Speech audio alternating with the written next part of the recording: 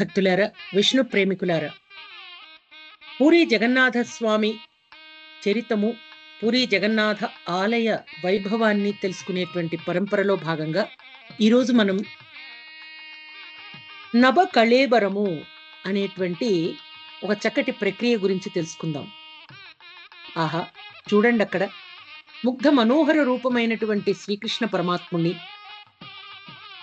అదే చూడరే మోహన రూపం 10 కోట్లు గల భావజ రూపం. అదే చూడరే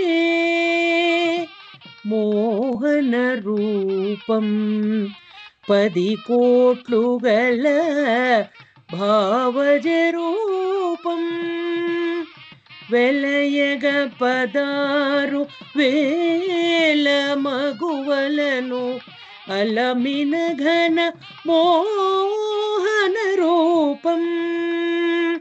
వెలయగ 16,000 మగువలను అలమిన ఘన మోహన రూపం. వాలచనంద వ్రజముగుల్లెతల కులుకు చూపులకు గురియగు రూపం. అదే చూడరే మోహన రూపం 10 కోట్లు గల భావజ రూపం. ఆహా, ముగ్ధ మనోహరమైనటువంటి జగన్నాథుని రూపాన్ని చూడండి. ఆయన తన సోదరి అయినటువంటి సుభద్రాదేవితోనూ అన్నగారైనటువంటి బలభద్రునితో కూడా పూరిలో వేంచేసి ఉన్నారండి. భగవద్భక్తులారా, పూరీ జగన్నాథ ఆలయ మహిమలు, ఆలయ విశేషాలు తెలుసుకునే పరంపరలో ఈరోజు మనం నభ కళేబరము అనేటువంటి ప్రక్రియ గురించి తెలుసుకుంటున్నాం. జగన్నాథుని ఒక్కసారి స్మరిద్దామా మళ్ళీ?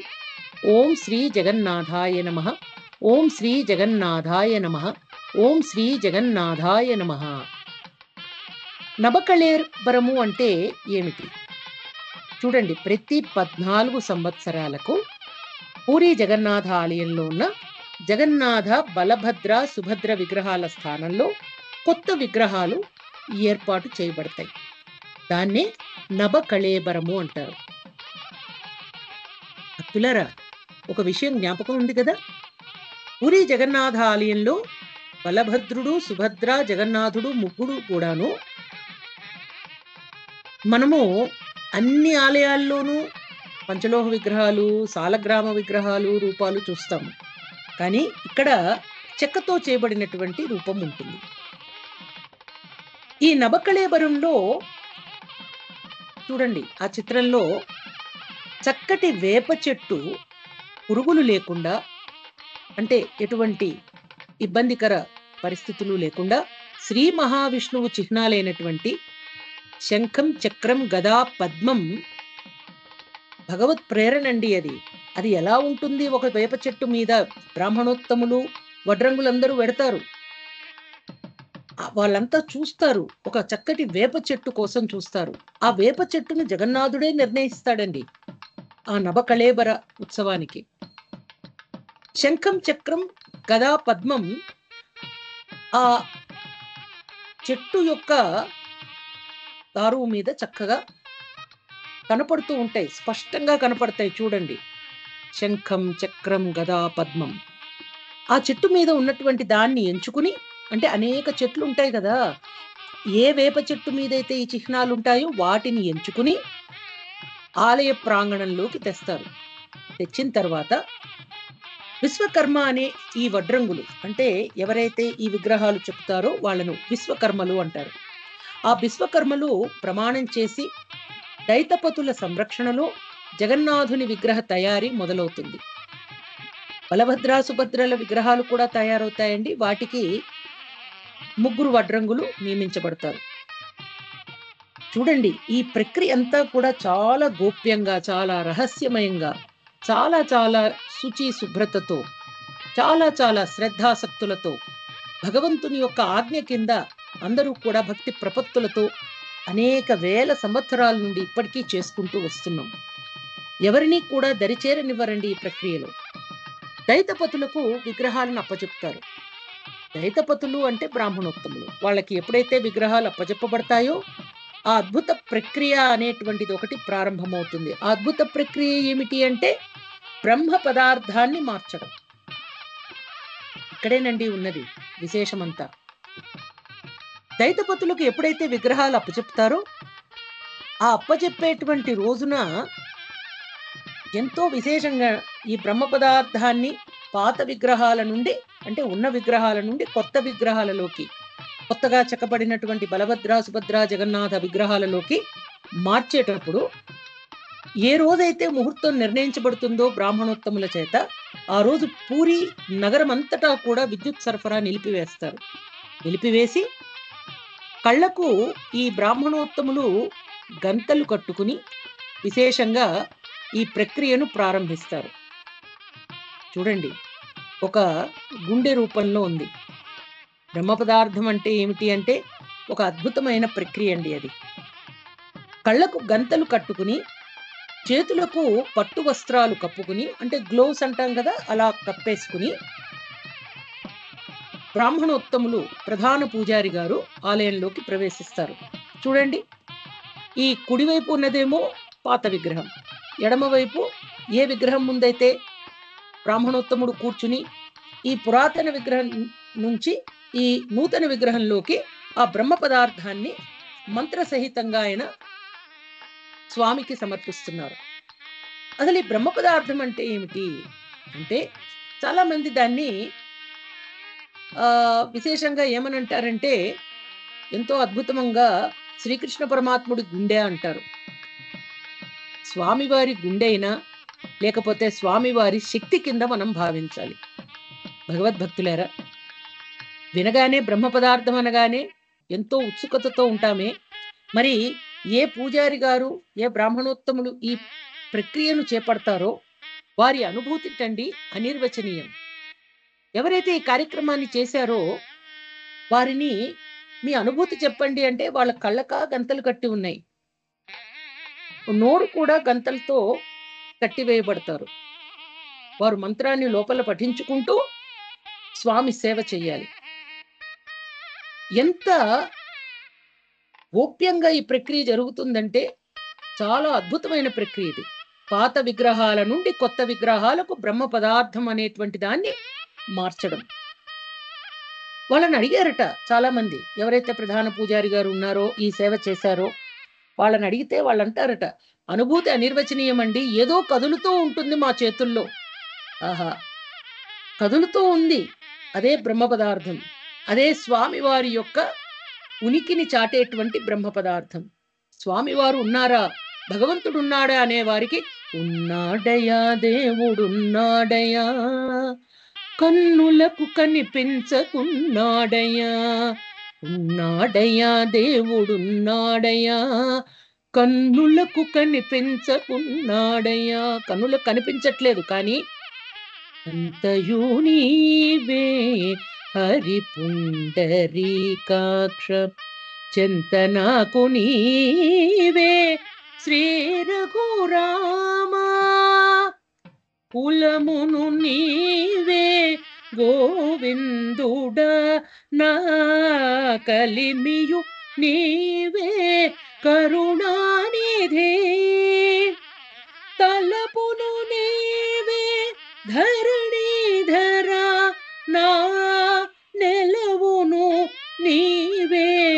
నీరజనాభా, అంతయు నీవే హరి పుండరీకాక్షం. ఆ బ్రహ్మ పదార్థాన్ని పాత విగ్రహాల నుండి కొత్తగా చెక్కబడినటువంటి విగ్రహాలలోకి మార్చడం అనేటువంటి ప్రక్రియ చేపట్టిన తర్వాత అద్భుతంగా స్వామికి నవ కళేబర ఉత్సవం అనేటువంటిది సంపూర్ణమైందని భావిస్తారట. తదనంతరం స్వామికి అభిషేకాది కార్యక్రమాలు నిర్వహించి ఎంతో చక్కగా పండుగను చేయడం. ఆహా, చూడండి, భక్తులంతా, బ్రాహ్మణోత్తములందరూ కూడాను ఆహా, జగన్నాథుడు మనను కాపాడటానికి ఇక్కడున్నాడే, ఆ జగన్నాథుణ్ణి మనమంతా కూడా కొలిచి మన జన్మను తరింపజేసుకుందామే అనుకుని భక్తి ప్రపత్తులతో స్వామిని ఎంతో విశేషంగా ఆరాధిస్తున్నారు, పూజిస్తున్నారు. భగవద్భక్తులారా, విష్ణు ప్రేమికులారా, విశ్వమే విష్ణువు, విష్ణువే విశ్వము. విష్ణువును గురించి చెప్పేదే వేదము. అంటే మన యొక్క కులదైవం, మన యొక్క చింతామణి, కామధేనువు, సిద్ధమంత్రము, దివ్యౌషధము, ప్రాణబంధుడు అయినటువంటి జగన్నాథుణ్ణి మనం స్తుతిస్తున్నామే. నభ కళేబర ఉత్సవం అంటే ఎంతో విశేషమైనదండి. శ్రీకృష్ణ పరమాత్ముడి యొక్క విశేషమైనటువంటి కృపతోనే ఈ జగన్నాథుని రూపం మనకు ఈ కలియుగంలో అనుగ్రహించబడింది. భగవద్భక్తులారా, జగన్నాథుడంటే శ్రీకృష్ణుడు, శ్రీకృష్ణుడంటే జగన్నాథుడు. శ్రీ మహావిష్ణువే మన కోసం ఈ భువిలో వేంచేసి మనను కాపాడటానికి చక్కటి బుజ్జిబుజ్జి చేతులతో శంఖం, చక్రం, గదా, పద్మాన్ని ధరించి ఆ స్వామి యొక్క దివ్య రూపాన్ని మనకు అనుగ్రహిస్తున్నారు. భగవద్భక్తులారా, స్వామిని చూసి తరిద్దాం. స్వామి నామాన్ని స్మరించి మనమంతా కూడా భగవంతుని పాదపద్మాలకు మన మనస్సును అర్పిద్దాం, ఒక కుసుమంలాగా. హరి నీవే సర్వాత్మకుడవు, ఇరవగు భావన తీయగదే, చూడక మానవు చూచేటి కన్నులు, ఏడనివైనా ఇతరములు, నీడలనింత నీ రూపములని ఈడువడని తెలివియగదే. హరి నీవే సర్వాత్మకుడవు, ఇరవగు భావన తీయగదే, పారక మానదు పాపపు మనసిది, ఈ రసములతో ఎందైనా నీరజాక్షయదే నీమయమేయని, ఈ రీతులతల తీయగదే. హరి నీవే సర్వాత్మకుడవు, ఇరవగు భావన ఈయగదే, ఇరవగు భావన ఈయగదే, ఇరవగు భావన ఈయగదే. భగవద్భక్తులారా, పూరీ జగన్నాథుని యొక్క విశేషమైనటువంటి చరితమును, ప్రాభవాన్ని తెలుసుకునేటువంటి పరంపరలో ఈరోజు బ్రహ్మ పదార్థం గురించి తెలుసుకున్నాం. తరువాయి భాగంలో మరిన్ని విశేషాలతో మళ్ళీ కలుసుకుంటాం. అప్పటి వరకు బ్రహ్మ పదార్థాన్ని, దాని యొక్క ఉనికిని చాటు చెప్తూ, జగన్నాథుడు తాను ఉన్నాడని మనందరికీ కూడా చెప్తున్నాడే, ఆ జగన్నాథుణ్ణి నమ్మి ఆయన యొక్క పాదపద్మాలే మన గమ్యంగా మనం జీవిద్దాం. అదే మానవ జన్మను సార్థకం చేసుకునేటువంటి మార్గం. భగవద్భక్తులారా, విష్ణు ప్రేమికులారా, ఓం శ్రీ జగన్నాథాయ నమః. మరిన్ని విశేషాలతో మళ్ళీ కలుసుకుందాం. జై జగన్నాథ. హరే కృష్ణ.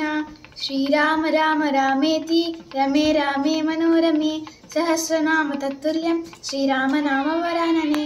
జగద్గురువైన శ్రీకృష్ణుని కృపతో మనమంతా డాక్టర్ భవానీ మాతాజీ గారి ప్రవచనాలు విందాము. మా ఛానల్ని సబ్స్క్రైబ్ చేయండి, లైక్ చేయండి, షేర్ చేయండి, కామెంట్ చేయండి. హరే కృష్ణ. శ్రీరామ్ జయ రామ్ జయ జయ రామ్, శ్రీరామ్ జయ రామ్ జయ జయ రామ్. హరే కృష్ణ. మన ధర్మం సనాతన ధర్మం. మన సనాతన ధర్మం ప్రవచనాల ఛానల్ని సబ్స్క్రైబ్ చేయండి, లైక్ చేయండి, షేర్ చేయండి, కామెంట్ చేయండి. హరే కృష్ణ. శ్రీరామ్ జయ రామ్ జయ జయ రామ్, శ్రీరామ్ జయ రామ్ జయ జయ రామ్.